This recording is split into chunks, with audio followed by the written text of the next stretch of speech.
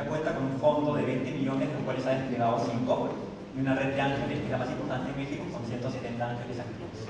No está tan avanzado como en México, definitivamente la cantidad de proyectos que nos llegan no son tantos, y no hay una red de inversionistas ángeles activa, que se junte, que se reúna, que comparte experiencias, ¿no? Entonces, estamos empezando casi de cero, pero creo que es un proyecto muy alentador y la verdad que estamos muy motivados de arrancar. A ver. ¿Qué piden para...? ¿Qué pedimos para financiar las empresas? Ahí me parece que Igor había dado el clavo: escalabilidad, tracción. Yo creo que lo más importante para un inversionista es que la empresa muestre tracción. Y de atracción me refiero no solamente a ventas, ¿no? Una empresa puede no estar vendiendo, no estar monetizando, pero puede estar incrementando su base de visitantes, de visitas, o su base de usuarios registrados muy rápido. Y esa escalabilidad, esa atracción, yo creo que finalmente va a convencer al inversionista para invertir o no en la empresa, ¿no? ¿Cómo la contactamos? ¿Cómo nos contactan? A través de nuestra página web tenemos una parte donde pueden colgar los proyectos y claro, ahí vamos a recolectar los que estén alineados con nuestra tesis de inversión. Y claro, tiene después una entrevista, pasa por el comité interno, luego por un comité especial y finalmente por un comité de inversión.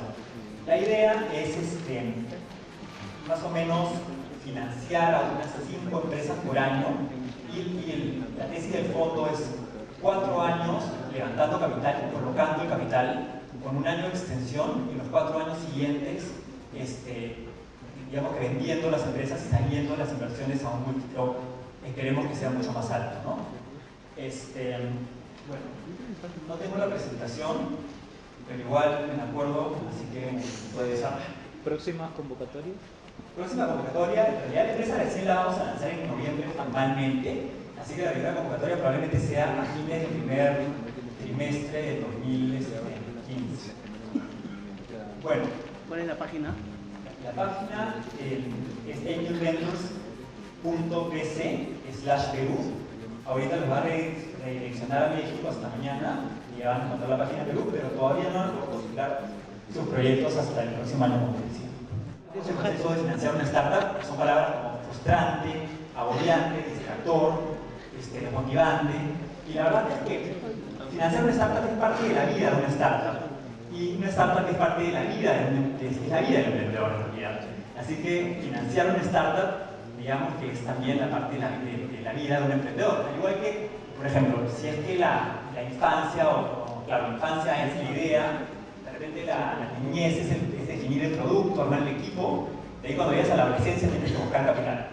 Entonces, busca financiamiento.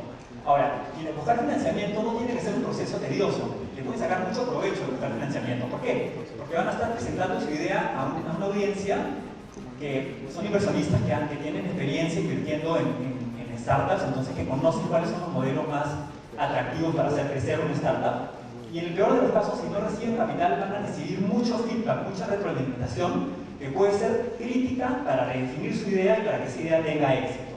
Así que la idea es que sea financiamiento inteligente, lo que se diga según el feedback que va recibiendo diferentes agentes, ¿no? Clientes, inversionistas, etc. Luego vienen los centros de innovación o el gobierno que dan premios para startups. Esto es excelente porque muchos de los premios significan que van a recibir capital sin tener que sacrificar acciones. O sea, el emprendedor va a mantener el 100% de su capital, no se va a diluir para nada. Y cada vez hay más apoyo del Estado para premiar a las startups e impulsar la innovación, porque finalmente la innovación eleva la productividad del país y genera bienestar económico. En paralelo, porque uno puede estar pidiéndole a los amigos, a la familia de amigos, puede estar pidiéndole al gobierno y debería estar haciendo las dos cosas y al mismo tiempo aplicando a incubadoras y aceleradoras. Pero básicamente las incubadoras y aceleradoras nacen en el 2005 con Y Combinator, fundada por Paul Graham y Sam Altman. Y hay una fiebre incubadoras a nivel mundial. En 2006 se crea Perú Cuba, 16 universidades se juntan en esta propuesta. Las más, digamos, que conocidas son Emprende UP, Startup UPC, está también la Universidad Católica tiene su incubadora, San Marcos, y generalmente aportan capital, porque deberían en muchos casos aportar capital y piden al 10 y 15% de acciones en la empresa. Ahora, ese capital que aportan da mucho más allá del capital, y ya eso hablo con Smart Capital y capital inteligente. Las incubadoras deberían sumar mucho valor. ¿Cómo suman valor? Dando asesoría en la propuesta, en la definición de la propuesta de valor, dando asesoría en la definición de la estrategia, digamos, general de la empresa y la entrada al go-to-market, y generando contactos con potenciales clientes, con canales, con inversionistas, con proveedores, etc. Muy bien, entonces cuando se acaba el capital de la aceleradora es que puede empezar el famoso valle de la muerte o Series A crunch, ¿no? Que es el hueco que hay entre la incubadora y el fondo de capital de riesgo, que acá en Perú está muy marcado porque no hay fondos de capital de riesgo activos que estén invirtiendo en startups, y realmente queremos crear una red de inversionistas ángeles que un poco tape construye un puente encima de este valle, ¿no? Entonces, los siguientes son los inversionistas ángeles. Los inversionistas ángeles generalmente invierten entre 100.000, 200.000 hasta $1 millón en una startup. Piden 10-15% de la empresa. Ahora, esto no es blanco y negro, siempre hay excepciones a la regla. Financian con proyectos que ya muestren algo de tracción. O sea, ningún inversionista ángel es muy poco probable que te financie un business plan. Hay que llevarle algo que ya hayas puesto en práctica, y miden esa puesta en práctica, miden esa capacidad de ejecución como algo clave. Claro, el control e influencia que pueden ingerir un inversionista ángel no es relevante en realidad, ¿no? Lo que es relevante es el apoyo y cómo el inversionista ángel te puede abrir su red de contactos, te puede contactar con clientes, te puede ayudar en mejorar tu modelo de negocios. Cuando se acaba el capital de los inversionistas ángeles, y la voz es que siempre hagan una camita de capital para que no lleguen a un punto crítico, es que entran los fondos de venture capital.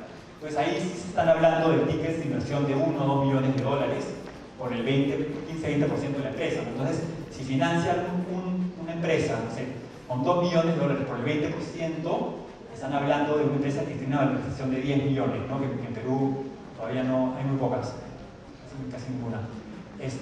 Lo que ven los inversionistas ángeles, y esto es súper importante, es que tienen que ver una salida, los fondos de capital tienen que ver una salida. O sea, ellos compran las empresas para luego venderlas, a un múltiplo mucho mayor. Entonces, ellos no compran las empresas para recibir los flujos de la empresa. Así no funciona. Los flujos de la empresa deberían ser completamente reinvertidos en la empresa para lograr esa escalabilidad de la que estamos hablando. Entonces es muy importante cuando se acercan a un inversionista ángel tener más o menos clara cuál sería la salida, ¿no? La salida del sueño es la oferta pública inicial, por ejemplo el caso de Facebook o Twitter. Acá en Latinoamérica me parece que Mercado Libre tiene una salida también, pero en Perú no existen todavía salidas de oferta pública inicial. La otra, que es muy común en Latinoamérica, es la compra por otra empresa. O sea, viene otra empresa y te compra. Ahora, ¿por qué te compra? Porque tiene un modelo, una empresa americana o europea, tiene un modelo de negocio muy parecido al que tú tienes. Entonces, en vez de hacer todo el trabajo de guerrilla, simplemente te compra y te suma su propuesta de valor. El control y la influencia en los venture capitalists es mucho más fuerte. Definitivamente se sientan en el directorio, influyen, toman decisiones, pero más que nada lo que suman es valor. O sea, uno está cediendo control, pero a cambio de mucho valor. Y finalmente, bueno, hay unos ejemplos de los más conocidos. En Latinoamérica está Oscar Capital en Chile y Alta Ventures. Y bueno, lo que hace es abre un mini fondo dentro de la empresa para que startups postulen. Ahora, lógicamente, busca startups que se parezcan a su modelo de negocio, ¿no? Por ejemplo, Google buscaría una startup que haga algoritmos refinados de búsqueda, entonces se la compra y lo que hace es sumar ese modelo a lo que ya viene ofreciendo, ¿no? O a lo que quiere ofrecer. Y finalmente está el crowdfunding, que es este financiamiento de empresas a través de plataformas online, que se ha puesto, bueno, ha agarrado tracción desde el 2004, que se funda Kickstarter, no sé si seguro conocen Kickstarter. Ahora es muy importante hacer la diferencia entre dos tipos de crowdfunding. Uno es el reward-based o crowdfunding basado en beneficios, donde las personas aportan, o sea, se juntan, el grupo se junta y aportan para recibir algún tipo de beneficio. Hace poco salió en el comercio una noticia de un cooler, no sé si la vieron, de coolers. Era un cooler que tenía parlantes, tenía una licuadora, era un cooler que tenía llantas también para mountain bike, un cooler fiesta. Y claro, levantó mucho más capital de lo que estaba pidiendo. ¿Qué era lo que recibía la gente a cambio del capital que aportaba? Recibía la opción de comprar el cooler no a $300 como iba a ser el precio de venta, sino a 140. Entonces no están recibiendo acciones de la empresa, están recibiendo un beneficio. El equity crowdfunding, digamos de crowdfunding de capital, ahí sí los inversionistas están recibiendo acciones, entonces es mucho más complejo. En Estados Unidos se ha demorado mucho en despegar porque las empresas hasta el 2013 estaban impedidas de anunciar sus necesidades de capital al público. Después, en el 2013 pasa una ley que se llama el Jobs Act, y a través de eso ya pueden anunciar sus necesidades de capital, y es que empiezan a sumarse muchas plataformas. Las más conocidas son AngelList y Gast, costoso, ¿no? Entonces, acá en Lima hay una iniciativa por Javier Salinas que se llama Capital Social, que esperemos que también despegue. Ahora, tiene que pasar ciertos requerimientos de la SBS, ¿no? Es mucho más complejo que un crowdfunding por workplace. Y finalmente, el peer-to-peer lending es básicamente lo mismo que el crowdfunding, pero a diferencia de recibir un beneficio, son préstamos. O sea, uno le presta a una empresa con la expectativa de recibir de regreso el capital, más algunos intereses donde va a estar la ganancia. ¿Cuáles son los instrumentos para financiar una startup? ¿Cuáles son los instrumentos para financiar una empresa en general? Hay dos, básicamente: capital y deuda. Nada más. Ahora, dentro del capital hay tres tipos de capital que se usan bastante en startups. En realidad, dos: las acciones comunes y las acciones preferentes convertibles. Y en deuda se está poniendo cada vez más, agarrando más tracción en el ecosistema startup, lo que son las notas convertibles. Voy a definir muy rápidamente cada una. Acciones comunes son las founder stocks, son las acciones que nacen con la empresa, son las acciones que tienen los fundadores en el momento de abrir la empresa, y esas acciones en el momento que se vende la empresa o que se recibe el dividendo, se reparten dividendos, son las últimas en recibir, están al fondo de la fila para recibir cualquier tipo de beneficio. Las acciones preferentes son todo lo contrario, están por encima de las acciones comunes. O sea, si es que se vende la empresa o si se reparten dividendos, las acciones preferentes van a recibir antes que las acciones comunes ese capital. Ahora, el tema con las acciones preferentes normales es que uno preste capital y lo que recibe es lo que prestó más intereses. Es casi como un préstamo. Y ustedes saben que los inversionistas en startups no buscan intereses, lo que buscan es el múltiplo, lo que buscan es que la inversión se multiplique por 10, 20, 50, 100 veces, ¿no? Entonces, por eso salen las acciones preferentes convertibles. Entonces, esto es, digamos, lo que le saca la vuelta a las acciones preferentes y le permite al inversionista protegerse contra una caída de precio de valor de la empresa, pero también beneficiarse con un alza de valor en la empresa. Entonces, básicamente son acciones que se emiten en las rondas de financiamiento a partir de la serie A, después de capital semilla. En caso de venta de la empresa, son las primeras en recibir dividendos, y si la empresa, digamos, si compraron la empresa o se prestaron $200.000 por el 20% de la empresa, una valorización de $1 millón, y la empresa de repente vale $5 millones en la siguiente ronda, lo que hacen los accionistas de acciones preferentes convertibles es que convierten esas acciones en acciones comunes y se benefician del alza de precio. Las notas convertibles son similares a las acciones preferentes. O sea, lo que hacen es, un inversionista le presta a una empresa cierto monto de capital, y en el momento en que en ese momento no se define una valorización.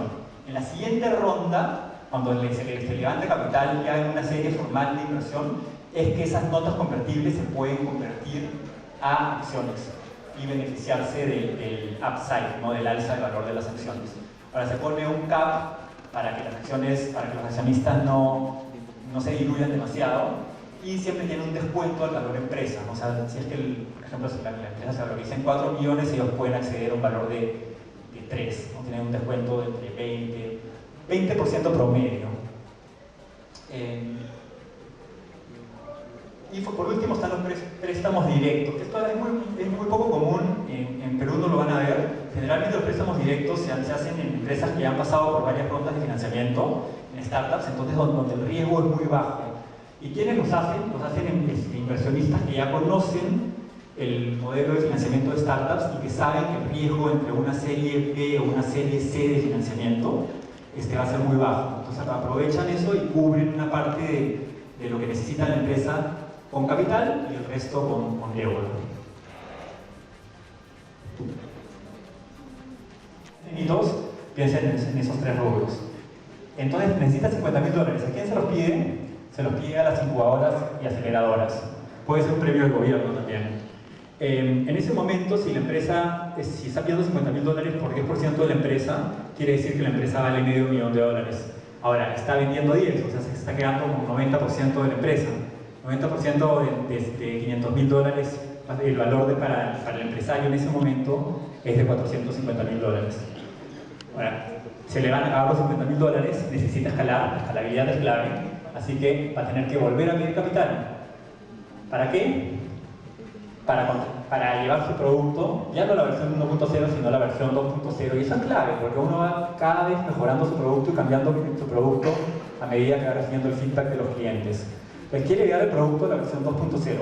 Quiere aumentar sus ventas a $100.000 y conseguir más o menos 200 clientes, y además quiere cerrar su equipo con un Chief Marketing Officer, un CMO, o con un Chief Technology Officer, ¿no? Que es un CTO. Entonces, para llegar a eso necesita $300.000 y está dispuesto a dar 20% de la empresa. ¿Quiénes le prestan $300.000? Los inversionistas ángeles, ¿no? En ese momento es que se cierra esta brecha de Series A o el Valle de la Muerte, entran los ángeles y prestan ese dinero. Ahora, está dando $300.000 por 20% de la empresa, quiere decir que si tenía 90, se va a quedar con 70%, pero claro, la valorización es de 1.5, ¿no? 300.000, 20% quiere decir una valorización de 1.5. 70% de esa valorización significa que el accionista es dueño ahora ya no de una empresa con 90% que vale 450.000 o que representa 450.000 para él, sino 70% de una empresa de 1.5 millones, es decir, su valor como accionista es de 1.1 millones. Duplicó su valor, es un negocio, ¿no? Bueno, pero igual, tiene que seguir creciendo. ¿Y para qué? Para agregar nuevas funcionalidades al producto, una vez más, siempre mejorando el producto, aumentar sus clientes, y ahí sí viene la expansión regional, ¿no? Crecer a 2 o 3 países y completar el equipo. Entonces ahí estás hablando de que necesita por lo menos 1 millón, que es más o menos lo que se necesita para entrar a mercados como México o Brasil, que son mercados súper atractivos, que una vez adentro van a elevar mucho el valor de la empresa. Ahora, ¿quiénes son los que financian tickets de $1 millón? Son los fondos de capital de riesgo. Entonces ahora, si uno pide $1 millón por 20% de la empresa, está valorizando la empresa en 5 millones. ¿Cuánto le queda al accionista? Si perdió primero 10%, o se dio primero 10%, después 20%, después 20%, se dio 50% de la empresa. Pero la empresa vale 5 millones. 50% de esos 5 millones, el valor para el accionista es de 2.5. O sea, ha subido 450.000 a 1.1 a 2.5 millones y perdido el 50% de participación del negocio. O sea, se ha diluido en 50%. Y finalmente, quiere 5 millones, ya, un ticket considerable para ser el líder regional, ¿no? Y para eso, para ser el líder regional, necesita mejorar su producto aún más y llevarlo a la versión 3.0, sumar 5.000 clientes y entrar a 5 más países. ¿Quiénes van a prestar los 5 millones? Los fondos de capital de riesgo, en este caso le piden 25%. Entonces 5 millones, si son 25%, que están hablando de una valorización de 20 millones. ¿Cuánto le queda al inversionista? Si se dio 50% menos 25, le queda 25%. De esos 5 millones, de esos 20 millones, el valor para los empresarios es de 5. Duplicó su valor desde la ronda anterior. Y finalmente viene una empresa norteamericana, digámoslo, y quiere comprar la empresa regional. Entonces compra la empresa regional y la valoriza en $50 millones. Los accionistas tienen 25%, esos 50 millones son 12.5. Entonces, si se dan cuenta, los accionistas han diluido de tener 100% de la empresa en un primer momento, o 90%, que significaba $450.000, al final tienen solamente 25%, pero ese 25% significa 12.5 millones, ¿no? Entonces, un poco que la dilución viene con un aumento de valor. Eso es súper importante, ¿no? Y cuando ven la posición de Mark Zuckerberg en Facebook, que me parece que tiene 23%, Jeff Bezos de Amazon tiene menos de 5%, y lógicamente el valor de ese 23% supera el billón de dólares, ¿no? Entonces, este es el mapa por el que pasan las startups, y como debería pensar una startup es cuánta plata necesito, cuánto dinero necesito para cumplir los hitos que me permitan tener un valor más alto. Imagínense si es que la startup en este momento de entrada al mercado, donde la empresa valía 1.5 millones, dicen, no, ¿sabes qué? Yo quiero pedir plata, pedir capital para la expansión regional. No, me voy a saltear en la consolidación del mercado, la salteo. Entonces tendrían que pedir 300.000 más 1 millón, tendrían que pedir 1.3 millones. ¿Cuál es el valor de empresa en ese momento? 1.5. O sea, 1.3 millones de 1.5 tendrían que ceder casi todas sus acciones, ¿no? Pues la idea es, encuentra los hitos cercanos, más o menos los periodos entre cada paso es 1 año y medio, 18 meses debería ser, máximo 24. Encuentra esos hitos que vas a alcanzar en ese tiempo y que van a agregar mucho valor a la empresa. La estrategia, claro, buscar financiamiento solo hasta el siguiente hito para evitar dilución innecesaria en la participación de la empresa. Ahora, la valorización no es una línea diagonal, ¿no? O sea, la valorización no es que el producto a medida que va mejorando y va agarrando más clientes va valiendo más, La valorización depende del cumplimiento de estos hitos. Entonces, estos son los puntos claves para la estrategia de financiamiento. Entiende cuáles son los hitos que debes alcanzar para crear valor. Ya sabemos que son hitos respecto a la acción, que puede ser número de usuarios, o puede ser ventas, o puede ser número de clientes, o puede ser conversión. Solicita financiamiento considerando el tiempo para alcanzar esos hitos. Acuérdense que las rondas de financiamiento se separan entre 18 y 24 meses, o sea que en estos 18 meses, ¿qué capacidad tienes para alcanzar esos hitos? Luego, elabora una estrategia de actividades y plazos para alcanzar esos hitos. Es más, la estrategia de tu empresa debería estar enfocada para alcanzar esos hitos, y tú deberías liderar a tu equipo y tener en mente esos hitos como si fueran la meta final, ¿no? Son bastantes metas finales. Enfoca tu energía en alcanzar esos hitos. En lo posible, valida esos hitos con inversionistas que te digan, sí, si los alcanzas, tu empresa va a valer más y voy a invertir en una valorización más alta. Conserva cash hasta alcanzar esos hitos, no te quemes todo el cash. O sea, el burn ratio, si es muy alto, puede hacer que de repente estás cerca de alcanzar los hitos, pero te quedaste sin caja. Y lo que pasa en ese momento es que tienes que salir a solicitar capital sin haber alcanzado los hitos. Eso se llama una ronda a la baja. Y generalmente, ¿qué pasa en una ronda a la baja? El inversionista te castiga mucho con el valor empresa. Probablemente el valor empresa que te acepte el inversionista sea menor al de la ronda anterior. Entonces, hay que ser muy conscientes de que el cash tiene que alcanzar para poder completar los hitos que uno se ha propuesto. Bueno, esto es la parte final, la idea de la presentación y el emprendedor. Este es un método que habló bien sobre el Lean Business Model Canvas. Antes de armar un business plan, yo creo que es importante este cuadro. Y este cuadro, básicamente, está en identificar el problema, identificar la solución al problema, crear las métricas para medir si se está logrando solucionar ese problema o las actividades principales para medir con métricas, desarrollar una propuesta de valor, que es cómo se soluciona ese problema, una propuesta de valor que tiene que ser simple y clara, encontrar una ventaja competitiva, porque tienes que ser mejor que los demás, y aparte hay una ventaja competitiva que no te puedan copiar muy fácilmente. Encontrar los canales de distribución, los canales de cómo vas a hacer que tu propuesta llegue al cliente final.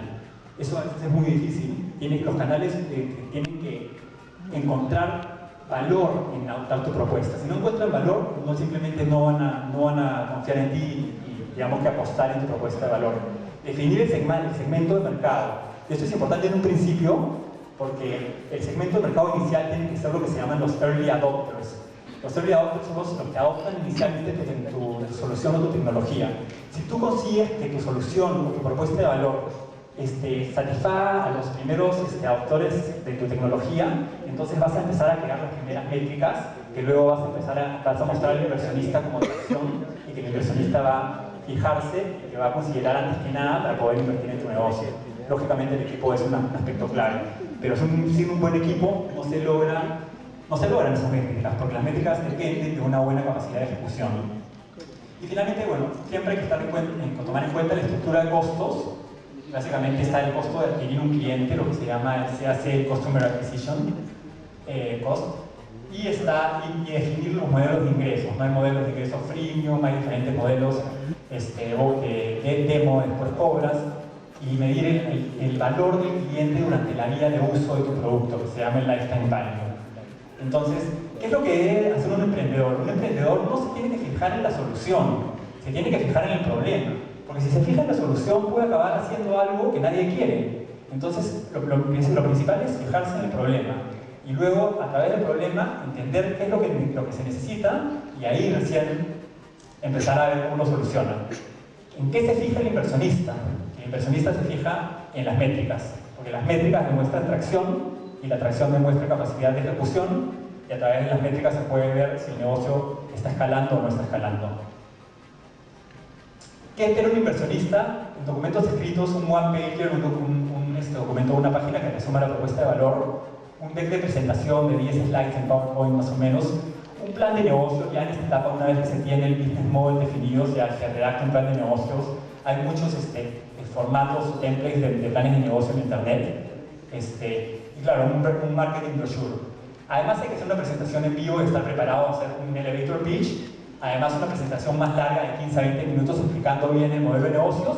Y si es posible, y esto es muy importante, que a veces se olvida la gente o los emprendedores, es una demostración en vivo del producto. O sea, sentar al inversionista al costado y enseñarle, o sea, pasearlo por la página o enseñarle cómo se usa la tecnología. Entonces, y online hay que tener una página web para que el inversionista pueda ir y verificar. Y si la página web tiene una sección donde muestra métricas, que generalmente se llama el Investor Relations, mejor aún, porque el inversionista puede hacer seguimiento a la escalabilidad de la empresa. Preguntas que suele hacer un inversionista. Energía del emprendedor. ¿Está actualizado tecnológicamente lo que está lanzando? ¿Está dispuesto a trabajar 24/7? Es súper importante, ¿no? Acá no hay part-time. Emprendedores en sus proyecciones financieras. Pues no se manden a hacer proyecciones financieras que no tienen ninguna base lógica y que midan bien el tamaño de su mercado. Y qué tan realista es en cuanto a su estrategia de salida al mercado, ¿no? Y para eso necesitan una buena estrategia de canales que lo van a ayudar a salir. ¿Qué tan dispuesto está el emprendedor a recibir consejos de asesoría? Súper importante que el emprendedor sea como una esponja, dispuesto no solamente a recibir los consejos, sino también a redefinir su propuesta de valor según esos consejos. Y, bueno, ¿cuál es la experiencia del emprendedor y sus referencias personales?